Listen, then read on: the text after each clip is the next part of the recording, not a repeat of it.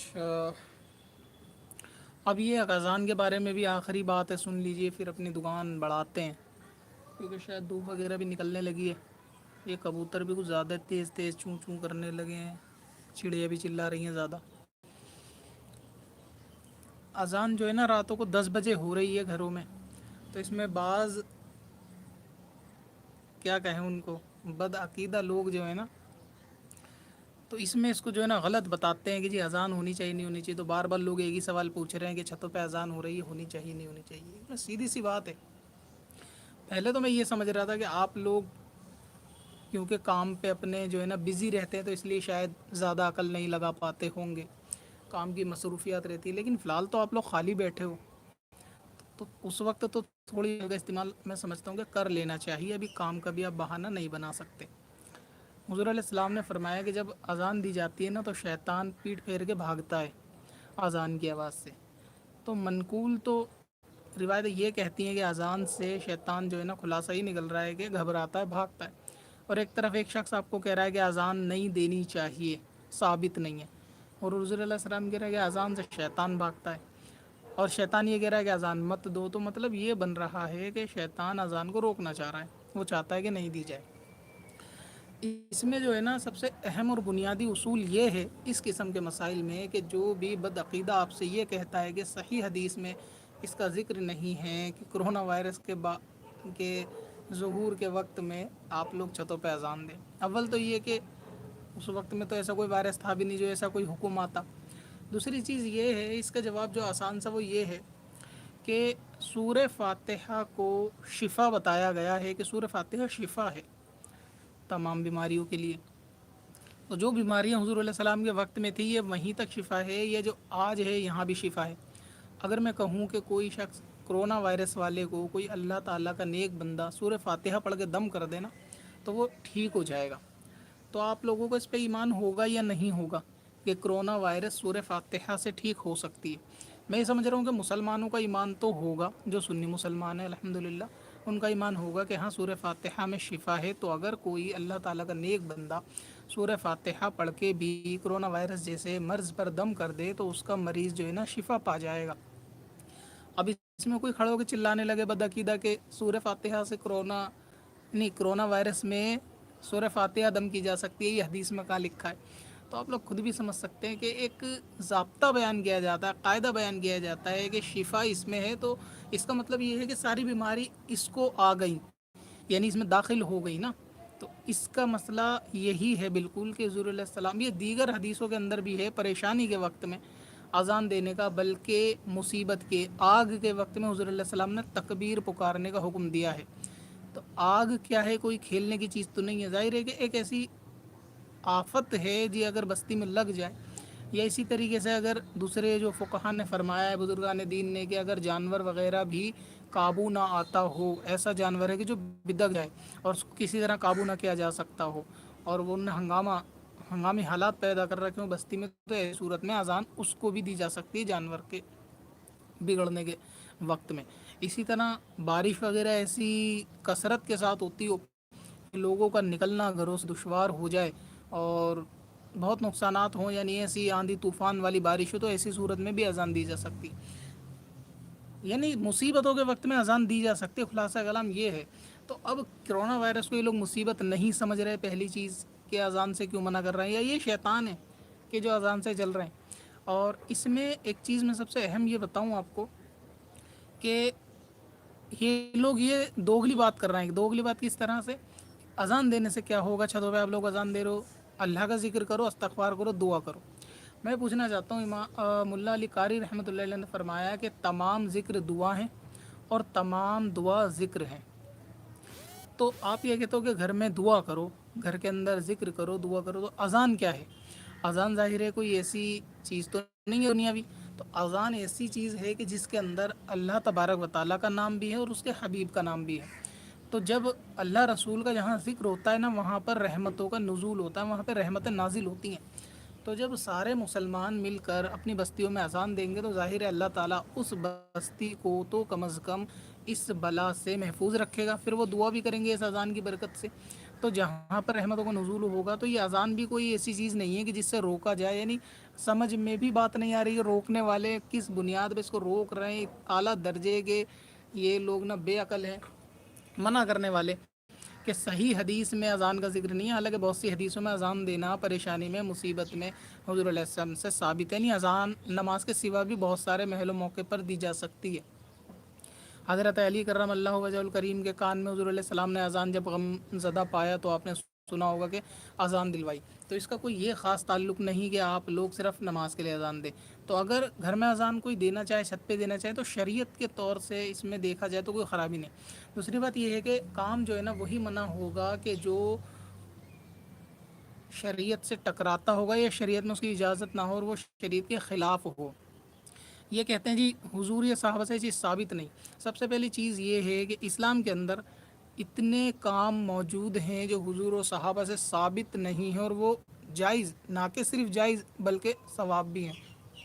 ان لوگوں کو اگر آپ ایک مثال دو گے مسجد کی مینار والی، تو یہ پرانی مثال ہو گئی ہے، آپ لوگ اسے کاٹ کر دیتے ہیں کہ یہ کوئی ایسی، یعنی آپ کوئی ایسی مثال دو گے نا ان کو دنیاوی، تو یہ اس کو کہتے ہیں تو دنیا کی چیز ہے، یہ کوئی دین نہیں ہے، تم لوگ یہ دنیا سمجھ کے کرنا ایک الگ چیز ہے، دین سمجھ کے کرنا ایک الگ چیز ہے۔ تو میں ان کو یہ بتاتا ہوں دین سمجھ کے کرنے والی کوئی مسئلہ نہیں ہوتا، اصل مسئلہ ہوتا ہے ثواب ملے گا یا نہیں ملے گا۔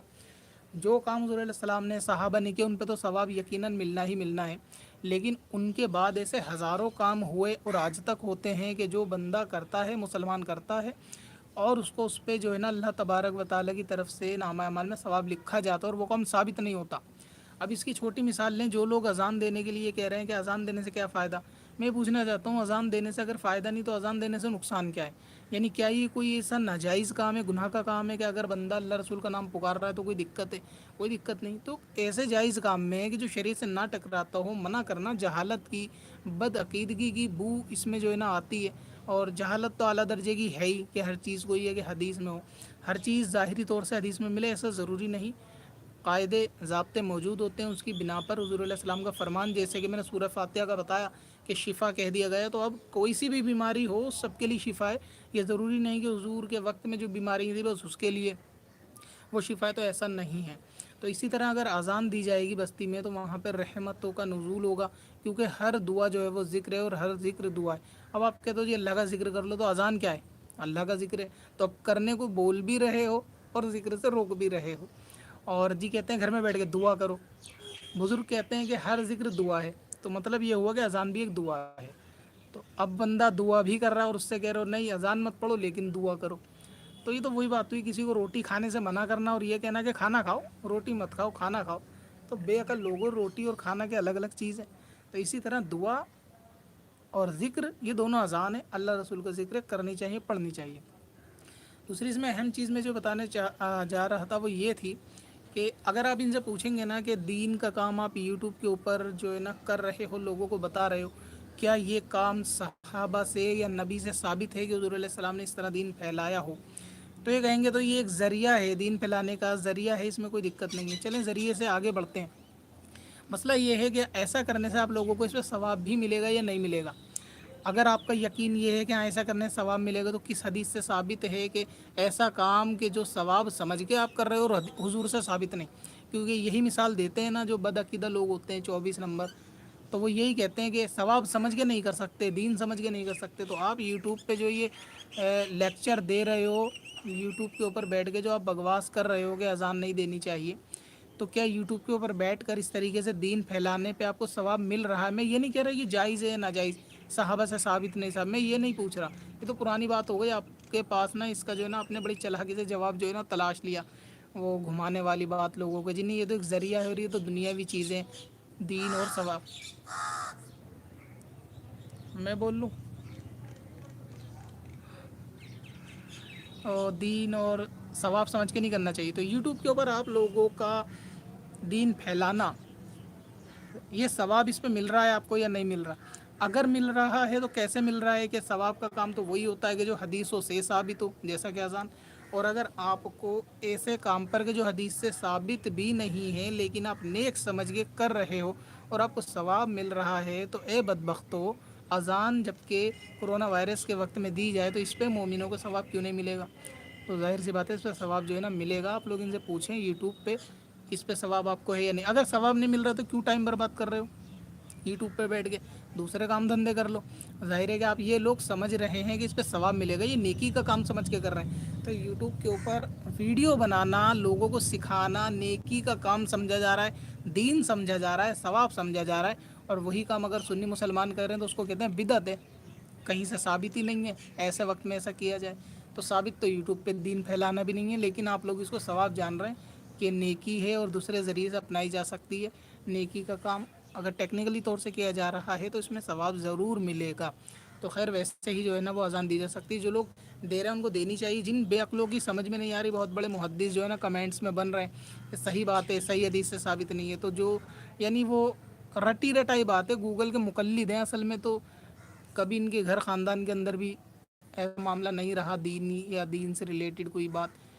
तो ऐसे ही अक्सर लोग हैं जो बहकावे में आते हैं, फिर जो अजान देने वाली वीडियो है ना उसकी कमेंट्स में जाके हदीस से साबित है। तो ऐसे मुहद्दिस बनते हैं जैसे सारी हदीसें इन्होंने पढ़ डाली और इनको नहीं मिली कहीं भी हदीस, इस तरह से पूछते हैं हदीस में से साबित है। तो अजान दी जा सकती है। दूसरी बात ये है कि अभी जो ऐलान हुआ है कि भाई इजमाही तौर से छतों पे अजान दे 10 बजे के टाइम, ठीक है, उसमें वक्त फिक्स करने में भी कोई कराहत नहीं है। अगर किसी से ऊंच नीच हो जाए तो दिन में अपने कभी भी दे सकता है। मसला ये है, इसको लाजिम ज़रूरी ना समझे कि 10 बजे ही दिया जाए। और 10 बजे का जब रिवाज ख़त्म हो जाए तो आप अपने घर में भी अगर चाहें ना, आम हालात में भी अजान दे सकते हैं। कि अगर कोई चाहे कि हफ्ते में एक बार अपने घर में अजान पढ़ूँ, ताकि अगर कोई बुरी बला वगैरह घर के अंदर हो इस तरीके की तो वो ना रहे, अल्लाह की रहमत हो। तो रहमत हासिल करने के लिए घर में अपने गैलरी में, रूम में अजान दी जा सकती है, और हर 12 महीने दी जा सकती है, ठीक है। तो इसी तरह अगर इजमाही तौर से दी जाए तो कोई हर्ज नहीं। दूसरी बात यह है कि मुसलमान जिस काम को अच्छा समझ के, नेक समझ के करते हैं, अल्लाह तबारक व ताला के नज़दीक वो काम भी पसंदीदा ही होता है।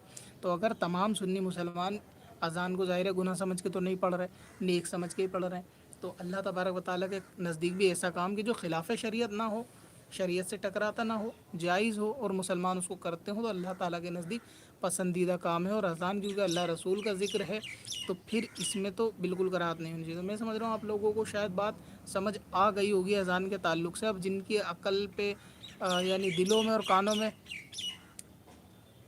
जिनके दिलों में और कानों में मोहर लग गई है तो फिर उनसे कहने का फ़ायदा ही नहीं। तो आप लोग परेशान ना हो, जो सुन्नी मुसलमान है, उलमा ने इसका बयान किया है कि आप लोग अजान देने चाहे दे सकते हैं। इसके लिए मैं आपको एक सबसे बेहतरीन चीज़ बताऊं, हर बिदअत गुनाह नहीं। ये एक किताब है, गूगल पे इसको सर्च करेंगे तो आसानी से मिल जाएगी, और हो सकता है मेरी वीडियो के डिस्क्रिप्शन में भी इसका लिंक हो। हर बिदअत गुनाह नहीं, तो आप उसको एक दफ़ा पढ़ लेंगे ना, आप बदअकीदों के बहुत सारे सवालों के जवाब मिल जाएंगे। और इसमें अजान का भी जिक्र है, कब्र पे अजान का मसला आप पढ़ लें तो आप अजान के फ़ायदे जान जाएंगे कि कहाँ कहाँ देनी है, किस किस सूरत में देनी है, इसके क्या क्या फ़ायदे। तो अभी आप लोग खाली भी बैठे हैं तो वक्त निकाल के उस किताब को डाउनलोड कर लें। हर बिदअत गुनाह नहीं, तो इससे आपको मालूम चल जाएगा कि हर बिदअत गुनाह नहीं होती। अज़ान के उसके अंदर फ़ायदे हैं, ज़रूर पढ़ें, लोगों को भी शेयर कर दें, बाकी अज़ान दी जाए, कोई इसमें दिक्कत वाली बात नहीं है।